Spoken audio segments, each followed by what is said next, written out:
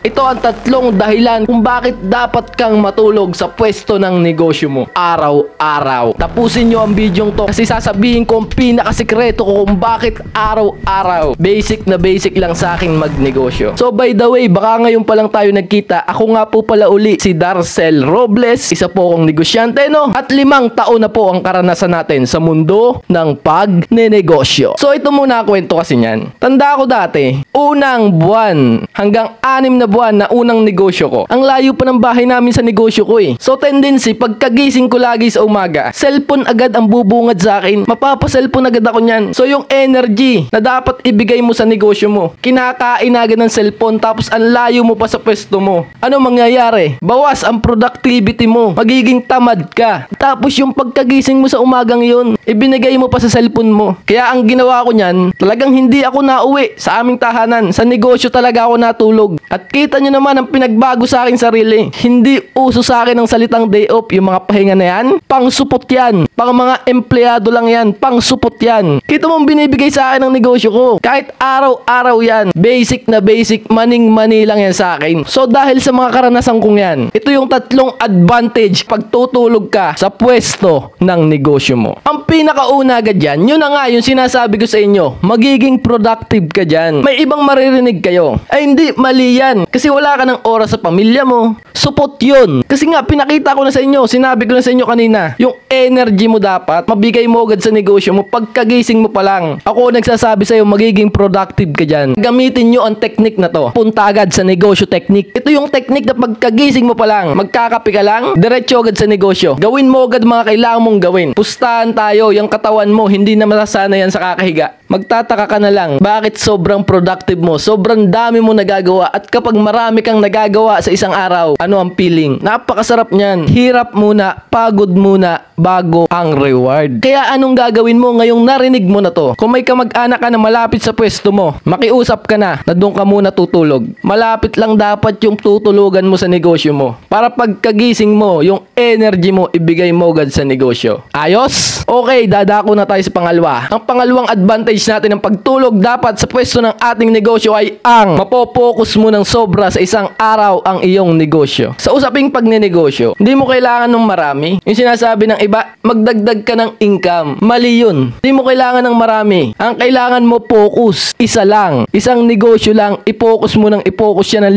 5 taon. Ewan ko na lang kung hindi lumabas ang daang-daan libo niyan. Kaya itatak nyo sa kokote nyo ang focus technique. Isa lang ang kailangan mo i-focus. Kaya ngayong narinig mo to, ang gawin mo, alisin mo na sumasagabal sa'yo dyan. Negosyong ang dami mga negosyo pero iba hindi naman kumikita, kinakain lang ang puhunan mo. Itapon mo na mga yan. Gamitin mo ang focus technique. Isang negosyo lang, i-focus mo ng 5 hanggang 10 taon. Lalabas at lalabas ang daan-daan libo niyan. Ayos! Okay, ang pinakahuli nating advantage ng pagtulog sa iyong negosyo ay ang hindi ka matatalo ng mga tukso. Alam mo ba yung mga tuksong sinasabi ko? Yung mga inom, kasiyahan, at kapag natulog ka sa negosyo mo, hindi ka kayang talunin ng mga tuksong yan. Yung mga kasiyahan na yan, yung mga barik-barik na yan, hindi ka kayang tuksuhin yan. Kasi yung isipan mo, kakatulog mo sa iyong negosyo, pagkagising mo pa lang umaga, nakita mo na agad ang negosyo mo. Mapoprogram ang isipan mo. At kapag na-program ang isipan mo, hindi ka na kayang talunin ng mga tuksong yan. Alam mo ba yung mga tuksong yan?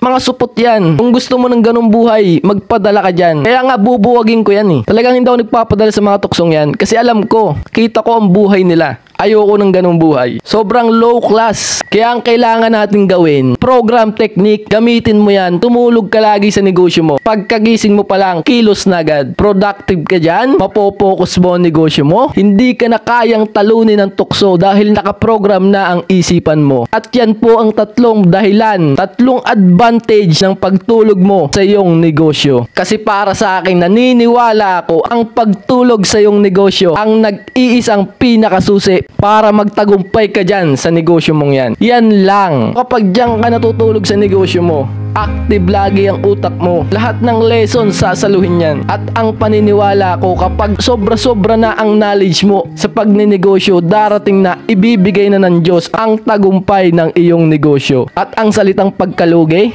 mawawala na yan. Kasi hindi na mangyayari sa iyo yun. Isa lang naman ang kalaban natin dito eh. Yung ma-demotivate ka, ma-defocus ka. Ang gagawin mo, gagawa ka uli ng bagong negosyo. Pagkalipas na naman ng pagtagal, demotivate ka na naman. Checkmate tayo, wala tayong patutunguhan yan. Kaya kung kaisa kita, kung naniniwala ka sa akin, kung sumasang-ayon ka sa akin, sumali ka sa grupo ko.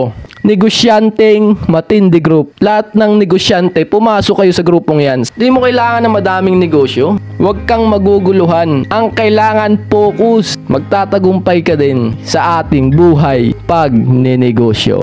Palakpakan naman dyan. Ayos ba yun? Kung nagustuhan nyo ang video to, iwan nyo naman ako ng like. Subscribe na rin kayo sa aking account na to. At muli po, ako po si Darcel Robles na mag-iiwan po sa inyo po ng katagang ang tamad, wag na wag mong papakainin. Ciao, bye!